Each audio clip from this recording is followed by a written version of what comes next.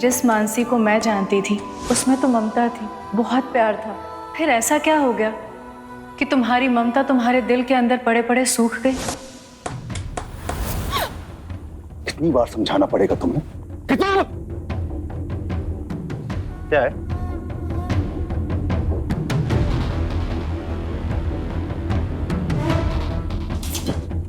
कुछ चाहिए क्या? जाओ।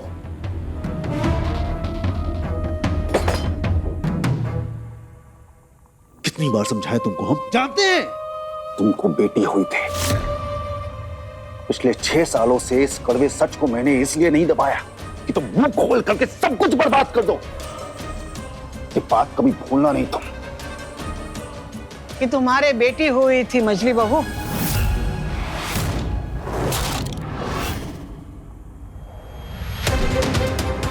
और आपने उसे गंगा में बहाकर एक अनजान लड़के को कैलाशी ठाकुराइन का वारिस बना दिया था।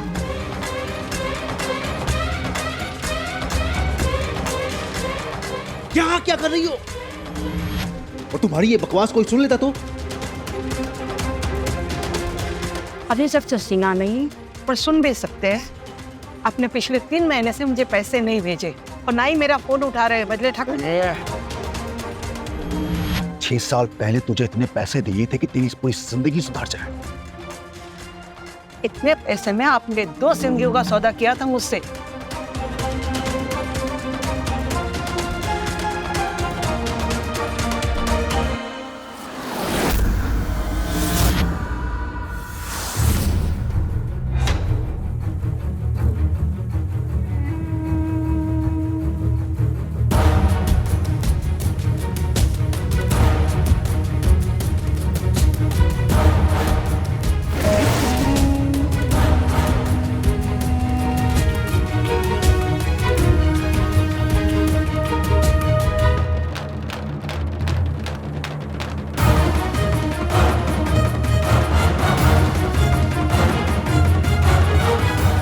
इतना बड़ा झूठ तुम्हें पता है ना?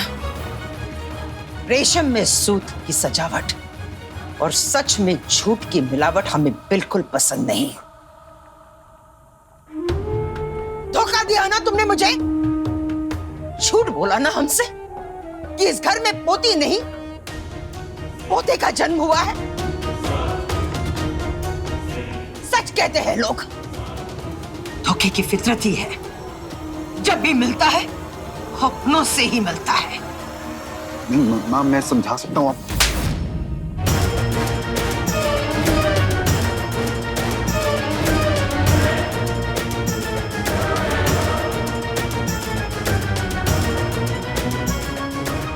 अब समझाने के लिए बचा ही क्या है? निकल जा अभी और इसी वक्त हमारे इस घर से बाहर निकल जा।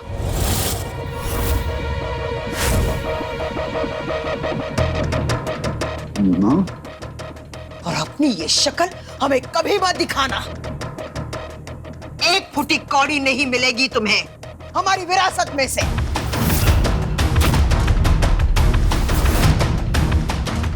जाओ, मैंने कहा जाओ। आनंद, ये कब आई? हमें तो पता भी नहीं था कि तुम बनारस में। प्रणाम ठाकुराइन। जैसे मुझे पता चला कि छोटी बहू की डिलीवरी सर पर है, मैं भागी चली आई।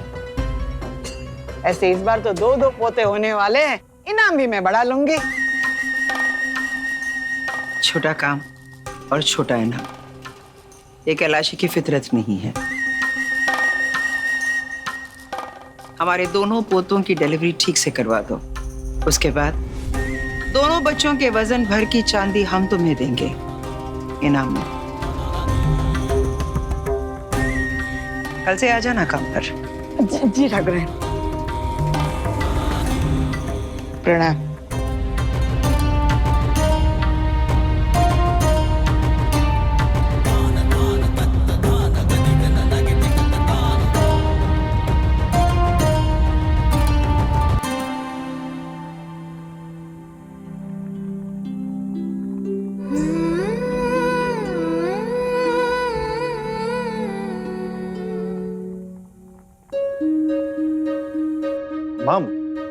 वो बस्ती में क्या हुआ? होना क्या था, एक बार फिर छल ने वो कर दिखाया जो बल ना कर सका।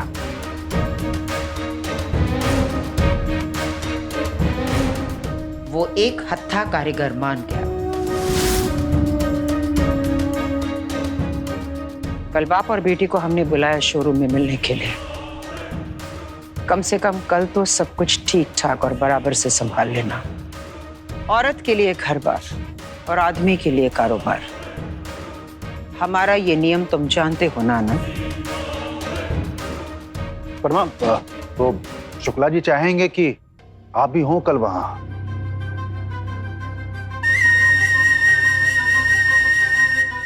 तो कल हम आ जाएंगे और रोज रोज तुम्हारी गलतियां सुधारने के लिए हम घर की चौखट नहीं लांघेंगे। सुना? जी।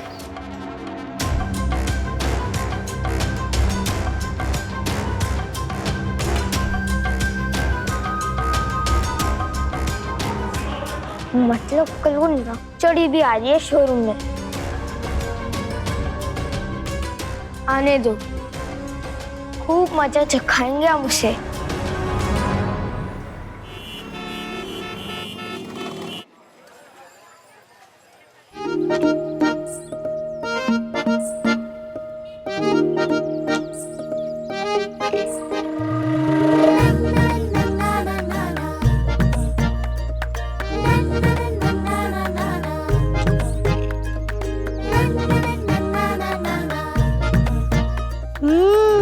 गोविंद काका के शादी वाला सूट तो आपको एकदम फिट आ गया। ठीक है।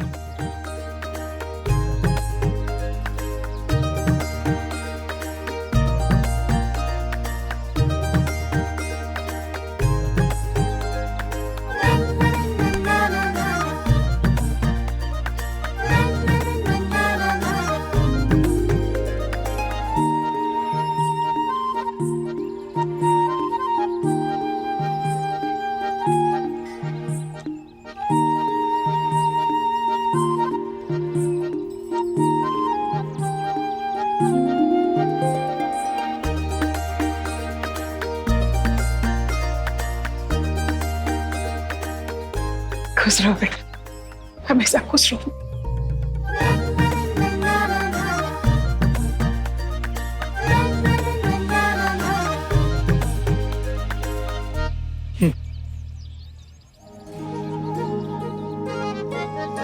खुशियों की तिजोरी है, सवालों की कटोरी है, किस्मत के धागों से बुनी रिश्तों की ये डोरी है, रिश्तों की ये डोरी है।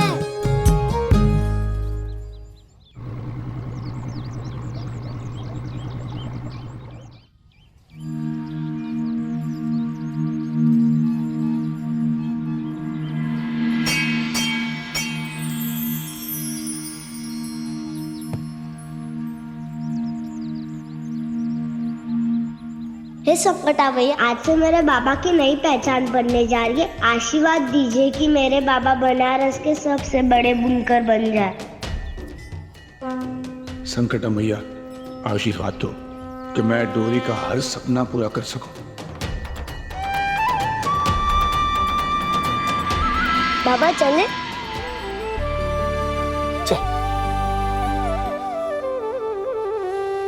तुमरे मन का सब हो जाएगा। हो चांद भी चाहोगी तो आ जाएगा। एक प्यारी चकोरी आई है, बाबा के घर डोरी आई है। बाबा के घर डोरी आई है। बाबा, हाँ? कितने बड़े बड़े अक्षरों में लिखा है, एक दिन हमारा भी शोरूम होगा ना, हम भी हमारे शोरूम के बाद ऐसा बोर्ड लगाएंगे, उसमें लिखा होगा श्री गंगा प्रसाद जी साड़ी वाले। फिर तू बड़े बड़े सपने बुनने लग गई, हाँ?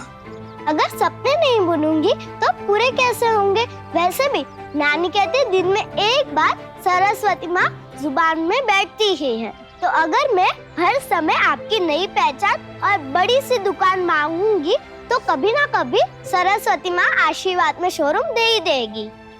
तेरे सारे सपने पूरे करने के लिए भगवान ने तेरे बाबा को तेरे पास रखा है ना? ठीक है, फिर चले? हाँ? आजा।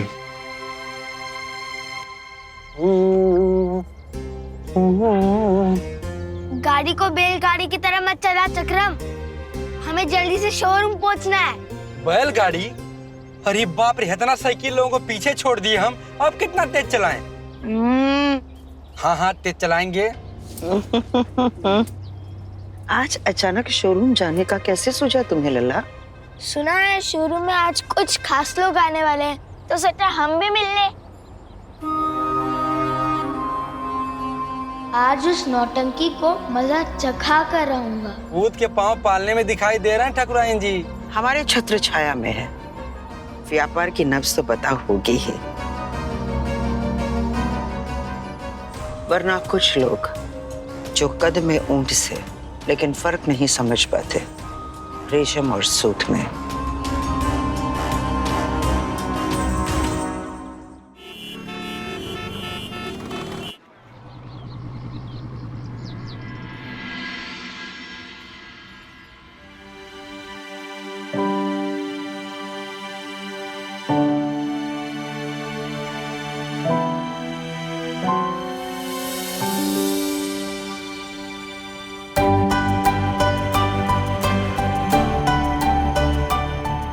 अरे सुबह से अंधेरा था, इस बच्ची के कदम पड़ते ही लाइट आ गई।